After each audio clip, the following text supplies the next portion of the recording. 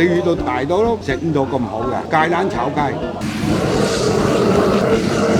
唔能夠有汁喺個底。呢幾個喺廣州都好少食到。喺度咧唔好隨便洗碗，你自己再洗碗咧加收5蚊雞一套。嗱，各位今日過嚟順德大良進行一個新嘅嘗試，因為我哋從來未試過去茶藝館嗰度食嘢嘅，今日就要食一間茶藝館。有啲人就話佢披住茶藝館嘅外衣去做順德私房菜，輕輕試下嘅。1999年好嘢喎，正宗順德風味。睇外觀啊，真係飲茶嘅啫，但係千祈唔好俾佢呃到。哇！喺裏邊嗰啲全部都係叔叔阿姨，冇嗰啲後生嘅茶藝師。哇，係好墟冚啊！呢種感覺，本地人嚟嘅嗰啲口吻，嗰啲係真係識食嘅人先 feel 到過嚟呢度。我哋想落單食嘢，因為我本身係做茶嘅，99年人先開嘅，袋陣都28年，包晒漿咯，啲感覺你睇下，有啲咩招牌啊？你遇到大多都食唔到咁好嘅，係芥蘭炒雞。芥蘭嚟炒雞唔會濕嗎？唔會水咩？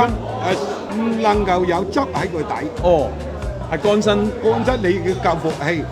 仲有個我啲土友，我啲係好高價錢，我去粵北海要訂翻嚟㗎。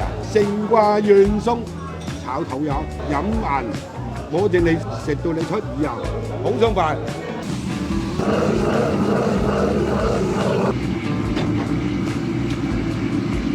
嗱，本來咧我哋係聽完前邊嗰兩個招牌菜咧，覺得我哋好少食都好想食㗎啦。但係老細咧一輪嘴係咁介紹好多個，係嘛？咁啊好彩後邊介紹嗰啲咧性價比都好高，就係嗰隻雞咧貴咗少少。嗱，呢碟嘢咧係我哋啱一上嚟就已經食晒㗎啦，3個麻甩佬係咁砌晒，跟住一句不如一間再炒過啦。靚啊！嗱，各位真係冇水，呢度使唔使 at 阿黃偉傑先生咧？哇！呢兜嘢一流。嗱咧，哇幾乾身你又知，呢個炒雞喺廣州好多地方都唔肯同你去做，因為你炒雞加芥蘭應該賣唔起價。但係我話俾你聽，佢呢個做法咧好考人，佢係煎香咗啲雞，再嚟處理一下，再嚟後邊整啲嘅芡汁落去，嗰啲芡汁啱好包香咗嗰啲煎香咗嘅嗰啲咁嘅雞，好好食。順德師傅嘅調味、煎焗、火候都好淋漓盡致，話俾你聽。唔緊要一頓，個出品擺盤好私房菜啊！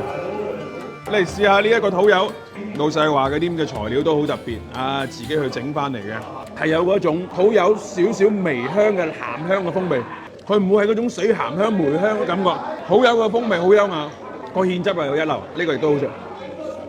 師傅功力一流，哇！好食啲師傅，呢個土友加埋嗰啲咁嘅絲瓜，有啲奶香嘅感覺，哇！呢間嘢開喺我屋企樓下正，呢碟嘢6字頭，其實唔貴。因為佢夠大碟，好跟住試下呢個，我對呢個好感興趣喎。呢個係嗰個叉燒炒蘑菇仔，呢個當係丁咁樣去送飯一流。佢啲師傅炒嘢咧，用芡又好，上味又好，哇真係得。雖然佢每一粒粒分明，但係每一粒都上到味。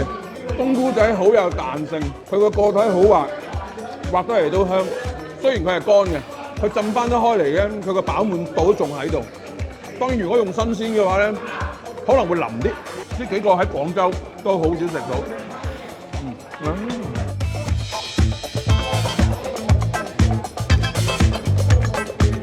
順德人食魚好有心得，煎炒煮炸炆燉焗都識嘅。咁呢個一魚兩味，又係發揮咗師傅嘅特色嘅功效。呢個係布包豆腐，呢個造型都比較少見，同埋應該好傳統嘅嘢，而且好平，18蚊。佢出品係私房菜級別，但係佢嘅價格可能係私房菜嘅3/4左右，即係肯定係比佢平嘅。首先咧呢度咧就唔好吸煙先，啊咁啊然之後咧嗰啲餐具消毒唔需要再洗嘅，如果唔係嘅話咧加收5蚊。嗱老細，你嘅主要唔係做呢個，你咁複雜做咩咧你？因為我把口呢太刁到直情係好執着過來，食得出啦。因為我又開呢間嘢係為自己去食飯食嘢嘅啫。係。因為呢度啲物業都係我嘅。哇！咁犀利啊！係啊！我連去邊度有好嘅海鮮，我開部車開100幾公里就買咗翻嚟自己整嚟食都得制㗎。點解我要推薦佢咧？我並唔係話佢呢個環境裝修好古色古香就推薦，而係話佢呢個性價比，佢最貴就係95蚊嗰碟炒雞，其他嗰啲就再往下走噶啦。嗰個師傅並唔係因為係你20零蚊嘅出品咧，佢就會降低嗰個品質。順德人本身已經嘴刁噶啦，呢個老細阿袁叔仲嘴刁，